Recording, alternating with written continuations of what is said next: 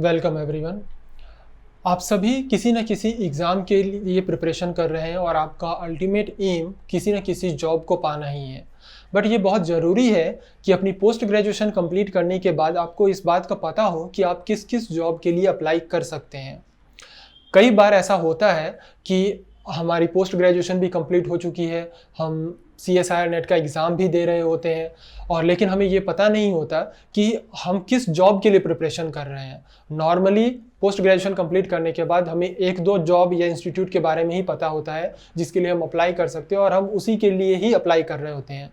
जबकि कई ऐसे जॉब हैं या इंस्टीट्यूट्स हैं जिनके रिक्रूटमेंट आते रहते हैं, लेकिन हमें चूँकि उस रिक्रूटमेंट के बारे में पता ही नहीं होता, इसलिए हम उनके लिए अप्लाई भी नहीं करते हैं और एक बहुत ही अच्छी अपॉर्चुनिटी हमारे हाथ से चली जाती है। तो इस वीडियो में हम उन्हीं इंस्टीट्यूट्स और जॉब के बारे में बात करेंगे जिनके लिए आप एलिजिबल हैं और अपनी पोस्ट ग्रेजुएशन कंप्लीट होने के बाद आप अप्लाई कर सकते हैं, ताकि जब भी इन पोस्ट्स के लिए रिक्रूटमेंट आए तो आप उन पोस्ट्स के लिए अप्लाई करें और रिटन एग्ज़ाम और इंटरव्यू देकर अगर सब कुछ अच्छा रहता है और आपका लक आपको साथ देता है तो आप उस इंस्टीट्यूट में ज्वाइन भी हो सकते हैं। हमने इस पूरे वीडियो को दो पार्ट में डिवाइड कर दिया है। फर्स्ट पार्ट है ऐसे पोस्ट जहां आप एज अ साइंटिस्ट ज्वाइन कर सकते हैं, दैट मीन्स ऐसे इंस्टीट्यूट जो साइंटिस्ट पोस्ट के लिए रिक्रूटमेंट निकालती है, और वहीं दूसरी तरफ कुछ ऐसे पोस्ट हैं जो टीचिंग से रिलेटेड हैं। मेनली अभी हम बात करेंगे साइंटिस्ट पोस्ट के लिए। एक पोस्ट ग्रेजुएट स्टूडेंट्स की बात करें तो जस्ट पोस्ट ग्रेजुएशन कंप्लीट होने के बाद जो एक दो जॉब हमारे ध्यान में रहती है या जिनके बारे में हमें पता होता है वो है BARC, Bhabha atomic research centre, जो कि साइंटिस्ट बी पोस्ट के लिए रिक्रूटमेंट लेती है। इसकी वजह ये भी है क्योंकि ये गेट के बेसिस पर रिक्रूटमेंट लेती है, तो आप गेट की प्रिपरेशन ऑलरेडी कर रहे होते हैं तो आपको इसके बारे में पता होता है। इसके अलावा DRDO भी गेट के बेसिस पर रिक्रूटमेंट लेती है, तो आपको इनके बारे में भी अवेयरनेस रहती है।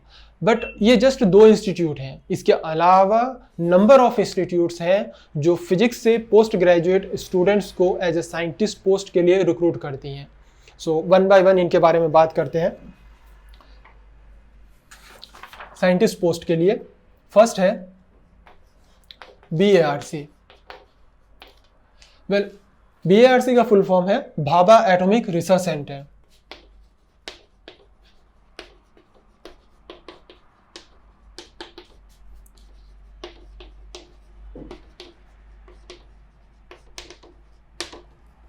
जिसका हेडक्वार्टर मुंबई में है। आप में से ज़्यादातर स्टूडेंट्स इसके बारे में जानते होंगे। Bhabha atomic research centre India की एक एटॉमिक और न्यूक्लियर डिवीज़न है जो कि एटॉमिक और न्यूक्लियर पावर पर बेस्ड रिसर्च और एक्सपेरिमेंट्स करती हैं। तो BARC दो मोड में एग्ज़ाम कंडक्ट करवाती है। फर्स्ट है गेट के बेसिस पे, अगर आप गेट में अच्छी रैंक लेकर आते हैं तो गेट के बेसिस पे भी इनके इंटरव्यू के लिए सेलेक्ट हो सकते हैं, और दूसरा मोड है इनके खुद का रिटन एग्ज़ाम, उसके थ्रू भी आप इसके इंटरव्यू के लिए सेलेक्ट हो सकते हैं। रिटन एग्ज़ाम के बाद आपको एक इंटरव्यू देना होगा और इंटरव्यू के बाद आप सेलेक्ट हो सकते हैं BARC में एज ए साइंटिस्ट पोस्ट के लिए। BARC इंडिया के कई अलग अलग ऑर्गेनाइजेशन के लिए एक कॉमन रिक्रूटमेंट करवाती है, तो जब आप सेलेक्ट होंगे तो उसके बाद ये डिसाइड किया जाएगा कि आप उस न्यूक्लियर डिवीज़न के कौन से डिवीज़न में पोस्टेड होते हैं। ये जस्ट बाद की बात है। फिलहाल के लिए फर्स्ट जो पोस्ट है वो BARC की साइंटिस्ट पोस्ट है जो कि साइंटिस्ट बी के लिए रिक्रूटमेंट करती है। इसके लिए आप गेट के बेसिस पे सेलेक्ट हो सकते हैं या फिर BARC अपना खुद का जो रिटन एग्ज़ाम कंडक्ट करवाती है उसके थ्रू भी हो सकते हैं। सेकंड है DRDO। DRDO का फुल फॉर्म है डिफेंस रिसर्च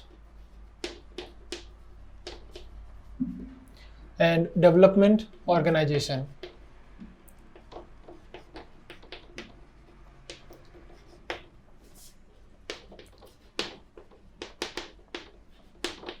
जो कि जिसका हेडक्वार्टर न्यू दिल्ली में है। ये भी गेट के बेसिस पर ही रिक्रूटमेंट करती है। इसके लिए आपको गेट में एक अच्छी खासी रैंक लेकर आनी पड़ेगी, आपका स्कोर अच्छा खासा होना चाहिए, तब जाके आप DRDO के इंटरव्यू के लिए सेलेक्ट हो सकते हैं। DRDO अलग से अपना एग्ज़ाम कंडक्ट नहीं करवाती है, तो अगर आप गेट में अच्छा स्कोर करते हैं तो आप DRDO के इंटरव्यू के लिए सेलेक्ट हो सकते हैं।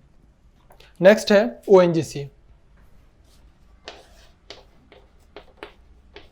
ONGC यानी कि oil and natural gas corporation,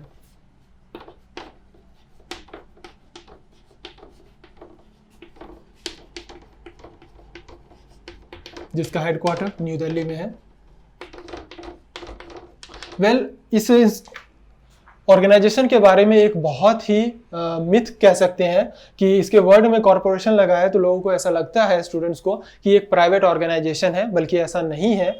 ONGC एक सेमी गवर्नमेंट ऑर्गेनाइजेशन PSU है, जिस तरह से बैंकिंग सेक्टर होते हैं, तो ये भी आपको एक गवर्नमेंट ऑर्गेनाइजेशन वाली सारी फैसिलिटीज़ प्रोवाइड करवाती है, तो आप इसके लिए भी अप्लाई कर सकते हैं। ONGC में डिफरेंट पोस्ट हैं जिसके लिए फिजिक्स से पोस्ट ग्रेजुएट स्टूडेंट्स अप्लाई कर सकते हैं।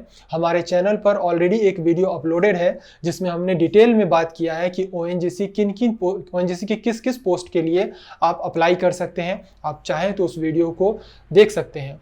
ONGC गेट के बेसिस पर ही रिक्रूटमेंट करती है, तो अगर आपका गेट स्कोर काफ़ी अच्छा है तो आप इसके इंटरव्यू के लिए सेलेक्ट हो सकते हैं और इंटरव्यू देकर आप ONGC में as a scientist post, geo scientist post पे सेलेक्ट हो सकते हैं। इसके अलावा जियो साइंटिस्ट के अलावा दूसरे भी पोस्ट हैं, उसके लिए भी सेलेक्ट हो सकते हैं।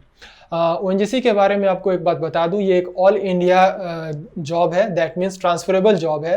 तो इंडिया में ONGC के जितने भी सेंटर्स हैं उनमें से किसी भी सेंटर पे आपकी ज्वाइनिंग हो सकती है, और ज्वाइनिंग भी ट्रांसफरेबल होती है। दैट मीन्स कुछ सालों के बाद, 5-6 सालों के बाद आपका ट्रांसफ़र होता रहेगा। सो ये एक ऑल इंडिया ट्रांसफरेबल जॉब है, बट काफ़ी अच्छी जॉब है।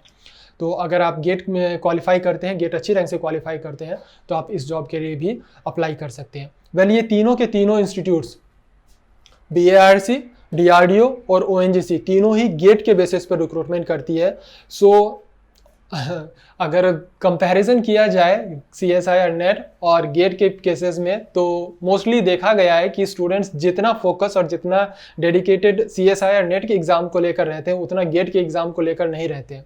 बट जब आप अपने अल्टीमेट एम को ध्यान में देते हैं तो आपको कहीं ना कहीं एक जॉब चाहिए होती है ताकि आप सेटल हो सके, और जॉब आपको गेट प्रोवाइड करवा रही है। CSI नेट जस्ट आपको एक सर्टिफिकेट देगी जिसके बाद आप एलिजिबल हो पाएंगे या तो PhD प्रोग्राम में एनरोल होने के लिए, या फिर JRF के लिए, या फिर किसी कॉलेज या इंस्टीट्यूट में एज ए लेक्चरर ज्वाइन करने के लिए, असिस्टेंट प्रोफेसर ज्वाइन करने के लिए। बट जब बात साइंटिस्ट पोस्ट की आती है तो CSI और नेट के थ्रू आप वो ज्वाइन नहीं कर पाएंगे। उसके लिए आपको या तो गेट क्वालिफाई करना होगा या उस इंस्टीट्यूट के जो अपने रिटन एग्ज़ाम होते हैं वो ही देने पड़ेंगे।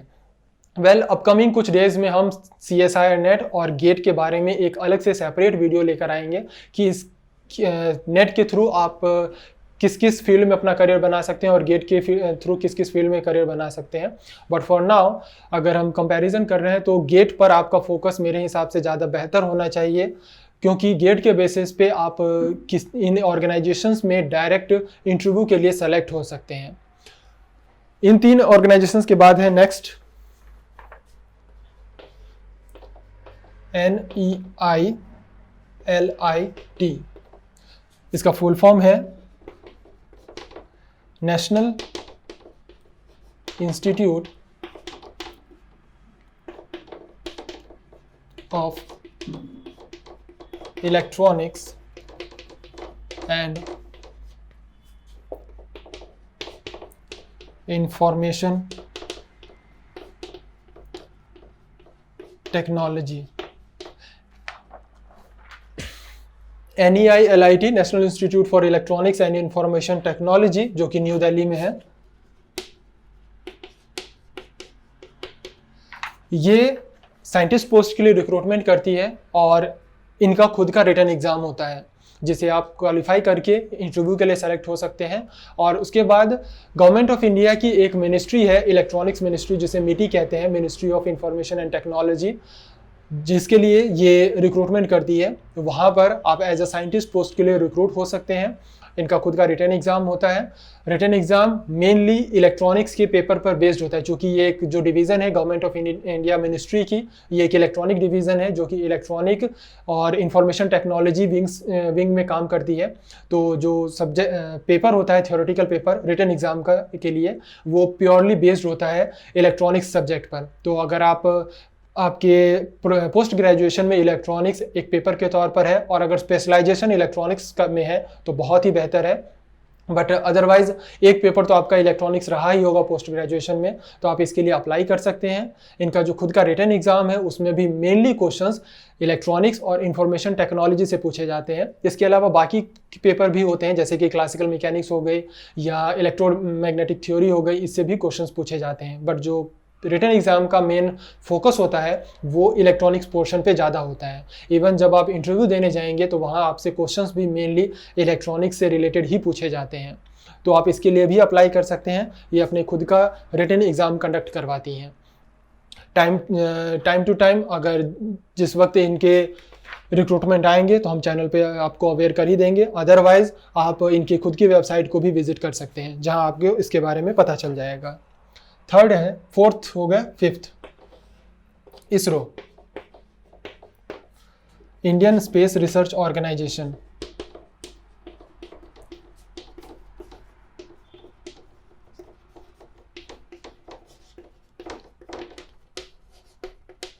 जिसका हेडक्वार्टर बेंगलोर में है।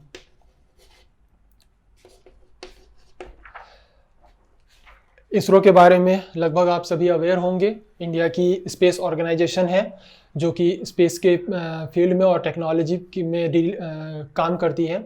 इसरो में रिक्रूटमेंट के 2 तरीके हैं। पहला, इसरो अपने कुछ एडवर्टाइजमेंट जस्ट एमएससी बेसिस पर निकालती है। दैट मीन्स अगर आप पोस्ट ग्रेजुएट हैं तो डायरेक्ट इनके इंटरव्यू के लिए सेलेक्ट हो सकते हैं।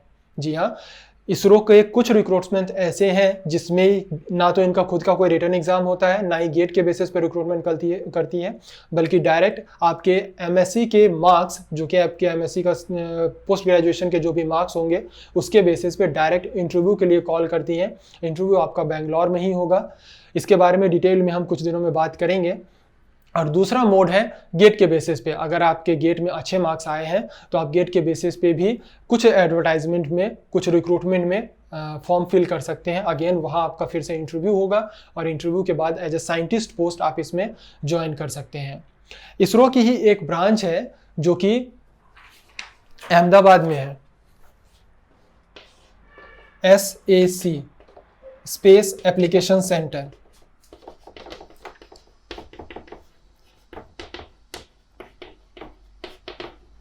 ये अहमदाबाद गुजरात में है। आप SAC के लिए भी अप्लाई कर सकते हैं। ये भी अपना खुद का एग्ज़ाम कंडक्ट करवाती हैं और एग्ज़ाम के बाद आपको इंटरव्यू देना होगा और इंटरव्यू में सेलेक्ट होने पर आप अहमदाबाद में स्थित SAC स्पेस एप्लीकेशन सेंटर पे as a scientist post join कर सकते हैं। हालांकि ये इसरो की ही एक विंग है जो इसरो के लिए अलग अलग तरह के इक्विपमेंट्स बनाती है। चूँकि एक एप्लीकेशन सेंटर है तो इसरो में जो अलग अलग तरह के चीज़ें काम में ली जाती हैं, चाहे वो रॉकेट से रिलेटेड हो या दूसरी चीज़ों से रिलेटेड हो, वो बनाने का काम स्पेस एप्लीकेशन सेंटर देखती हैं। तो आप इसके लिए भी अप्लाई कर सकते हैं। नेक्स्ट है CSIR,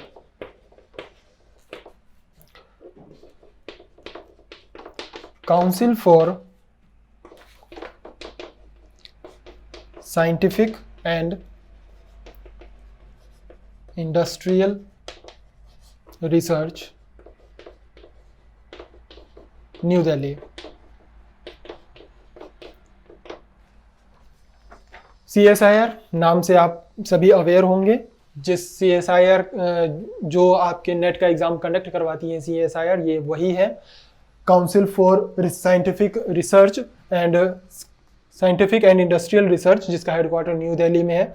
ये भी साइंटिस्ट पोस्ट के लिए ऑनलाइन रिक्रूटमेंट लेती हैं। इनका खुद का रिटन एग्ज़ाम भी होता है और उसके बाद इंटरव्यू के जरिए आप एज ए साइंटिस्ट पोस्ट इसे ज्वाइन कर सकते हैं।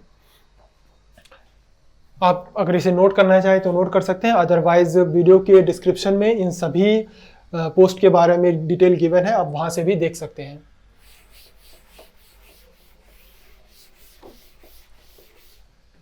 नेक्स्ट है IPR, institute of plasma research.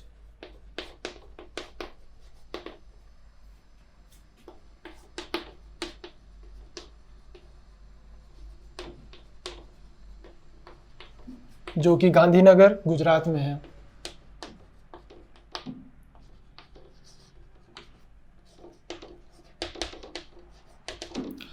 आप IPR के लिए भी अप्लाई कर सकते हैं। इनका भी अपना रिटन एग्ज़ाम होता है और उसके बाद आपको इंटरव्यू देना होगा।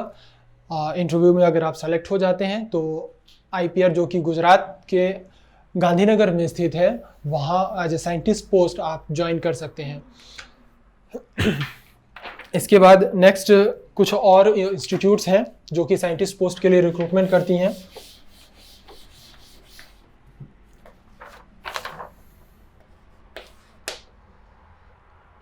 IUAC, inter university accelerator centre, जो कि न्यू दिल्ली में है। इसके अलावा NCAO,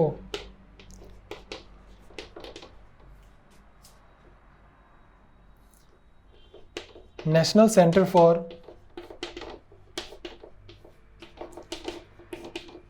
Antarctic and ocean research, Goa. NSEAC, north eastern space application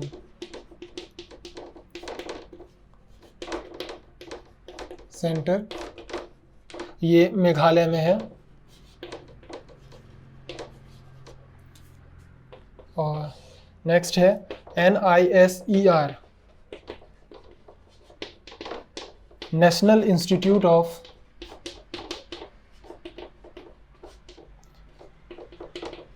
science education and research,